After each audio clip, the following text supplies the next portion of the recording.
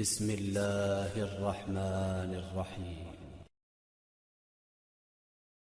حضرات گرامی، جاں کنی کی تکلیف اور اذیت انسان اپنی آنکھوں سے دیکھتا ہے کہ مرنے والا کتنی سختیوں میں مبتلا رہتا ہے، پھر بھی لوگ غفلت میں پڑے رہتے ہیں۔ اگر ذرا بھی سمجھ سے کام لیں تو یہی ان کی عبرت کے لیے کافی ہے۔ علماء ربانی اس بات پر متفق ہیں کہ جاں کنی سے زیادہ سنگین کوئی درد نہیں ہے۔ اگر انسان کے جسم کے ٹکڑے کر دیے جائیں پھر بھی سکرات موت کی اذیت اور تکلیف کے سامنے ہیچ ہے۔ شداد ابن اوس سے روایت ہے کہ اگر کوئی شخص آرے سے چیرا جائے یا دیگ میں بند کر کے پکایا جائے، جاں کنی میں اس سے بھی زیادہ تکلیف ہوتی ہے۔ ایک اور روایت ہے کہ کسی نے رسول کریم صلی اللہ علیہ وسلم سے سوال کیا کہ سکرات موت کی تکلیف کیسی ہوتی ہے؟ آپ نے فرمایا کہ آسان موت ایسی ہے جیسے خاردار شاخ کو ریشم میں ڈال کر کھینچنے سے کانٹے کے ساتھ ریشم ٹکڑے ٹکڑے ہو کر نکلتا ہے۔ شمائل ترمذی میں ہے کہ سرور کائنات صلی اللہ علیہ وسلم کو نزائے روح کے وقت اتنی سخت تکلیف گزری کہ حضرت فاطمہ الزہرا رضی اللہ تعالی عنہ دیکھ کر رونے لگی۔ حضور نے فرمایا کہ ایسی تکلیف کبھی نہیں ہوئی تھی۔ رسول اللہ صلی اللہ علیہ وسلم جاں کنی کے وقت فرماتے تھے، اے اللہ تو محمد پر سکرات موت کو آسان کر دے۔ حضور اکرم سرور کائنات صلی اللہ علیہ وسلم نے فرمایا، نزع کی تکلیف بندہ مومن کے لیے گناہوں کا کفارہ بن جاتی ہے، اور کافر کو موت کے وقت ہی اس کے نیک عمل کی جزا دے دی جاتی ہے۔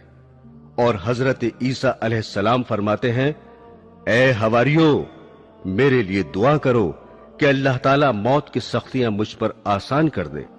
میں موت سے اتنا ڈرتا ہوں کہ خوف کے مارے مرا جاتا ہوں۔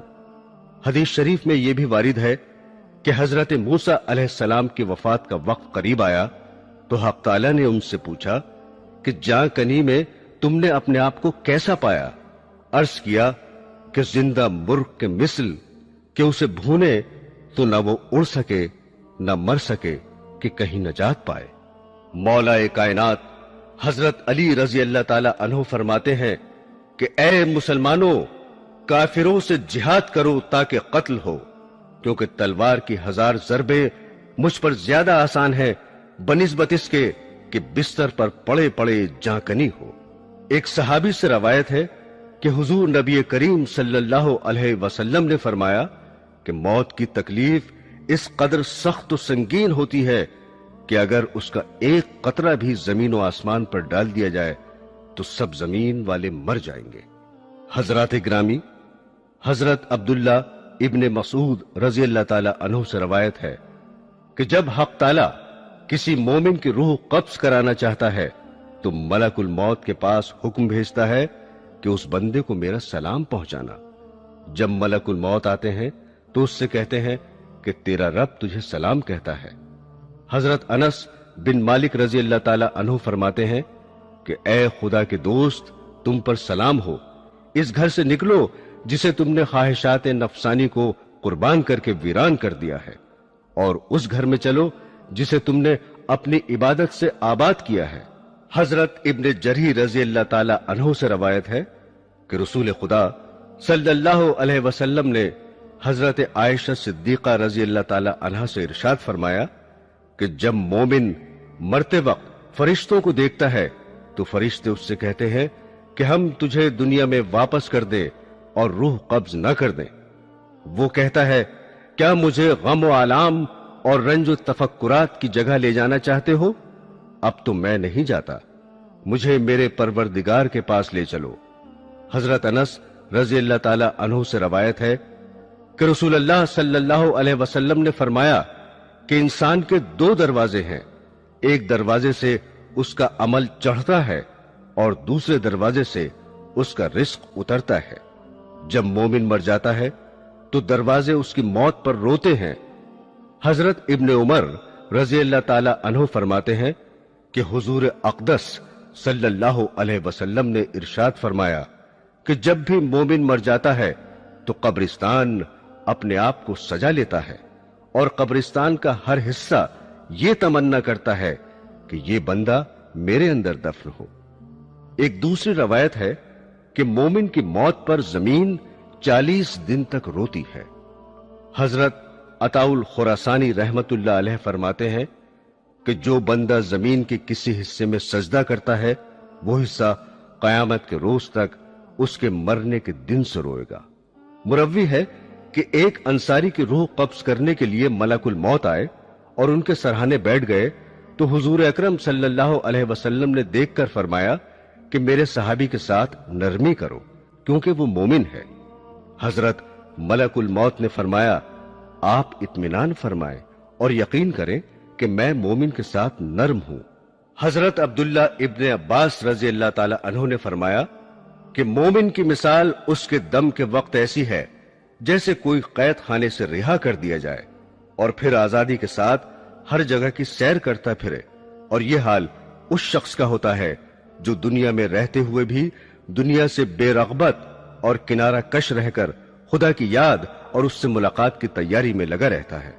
موت اس کے لیے محبوب حقیقی کے وصال کا مژدہ پیغام ہوتی ہے۔ ایک طویل روایت ہے جس کا خلاصہ یہ ہے کہ رسول اللہ صلی اللہ علیہ وسلم نے فرمایا کہ بے شک جب تک بندہ مومن دنیا سے انتقال اور آخرت کا سفر کرنے کو ہوتا ہے تو اس کے پاس فرشتے نزول فرماتے ہیں جن کے چہرے حسین و جمیل اور سورج کی طرح روشن ہوتے ہیں۔ ان کے پاس جنتی کفن اور جنت کی خوشبو ہوتی ہے۔ یہ فرشتے اس قدر ہوتے ہیں کہ جہاں تک اس کی نظر پہنچے فرشتے بیٹھے ہوئے نظر آتے ہیں اور اسے گھیرے رہتے ہیں، اور حضرت ملک الموت تشریف لاتے ہیں اور اس کے سرانے بیٹھ جاتے ہیں اور فرماتے ہیں اے پاکیزہ روح، اللہ کی مغفرت اور خوشنودی کی طرف نکل کر چل۔ چنانچہ اس کی روح اس طرح سہولت اور آسانی سے نکل آتی ہے جیسے مشکیزے میں سے پانی کا قطرہ بہتا ہوا باہر آ جاتا ہے۔ پس اسے حضرت ملک الموت لے لیتے ہیں اور دوسرے فرشتے جو وہاں دور تک بیٹھے رہتے ہیں پل بھر بھی ان کا ساتھ نہیں چھوڑتے اور اسے لے کر اس کو جنتی کفن اور خوشبو میں رکھ کر آسمان کی طرف چل دیتے ہیں۔ اس خوشبو کے متعلق حضور صلی اللہ علیہ وسلم کا ارشاد ہے کہ زمین پر جو بھی عمدہ سے عمدہ خوشبو مشک کی پائی گئی ہے ویسی ہی خوشبو ہوتی ہے۔ پھر فرمایا کہ اس روح کو لے کر فرشتے آسمان کی طرف چڑھنے لگتے ہیں اور فرشتوں کی جس جماعت میں بھی ان کا گزر ہوتا ہے وہ کہتے ہیں واہ کیا اچھی خوشبو ہے۔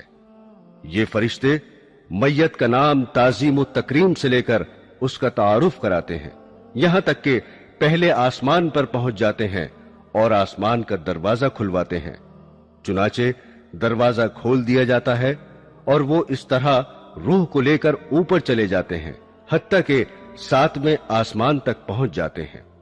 ہر آسمان کے فرشتے اسے دوسرے آسمان تک رخصت کرتے ہیں، اور جب 7ویں آسمان پر پہنچ جاتے ہیں تو اللہ کا حکم ہوتا ہے کہ میرے بندے کا نام علیین میں لکھ دو، اور اب زمین پر ہی اسے لوٹا رہا ہوں اور زمین ہی سے قیامت کے دن دوبارہ زندہ کروں گا۔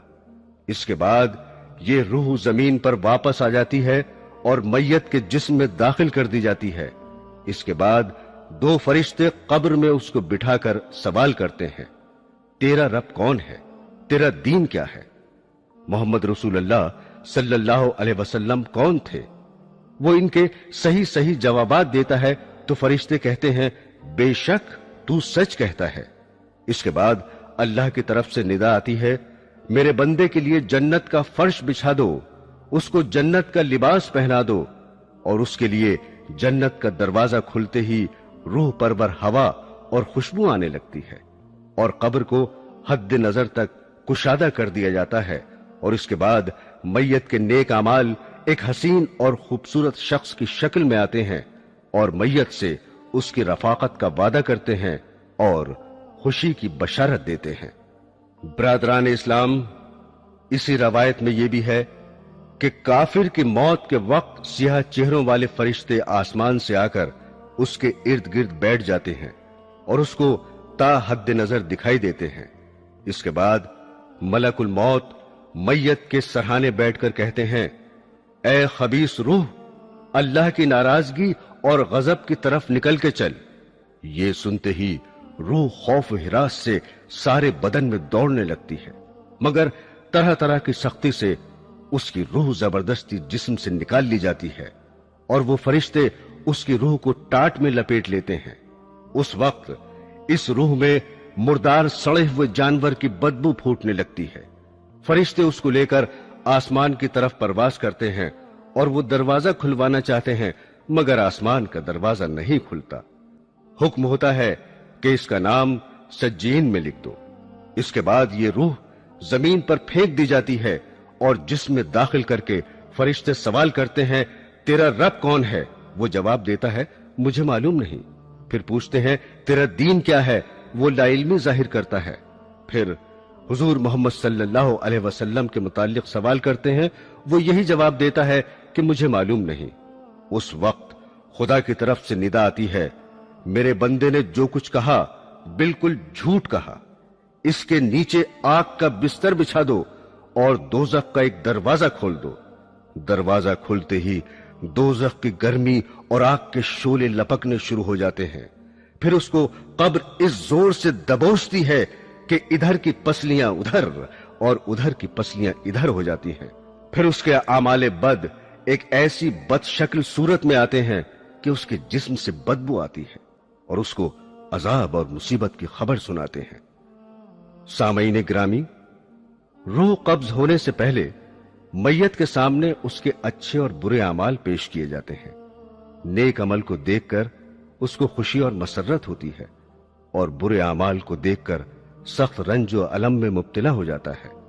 اور حدیث شریف میں وارد ہے کہ انسان کی موت کے وقت شیطان سرہانے آ کر بیٹھ جاتا ہے اور مرنے والے سے کہتا ہے، اگر تو اس سختی اور اذیت سے نجات چاہتا ہے تو ایک مرتبہ زبان سے کہہ دے کہ معاذ اللہ، خدا ایک نہیں دو ہیں۔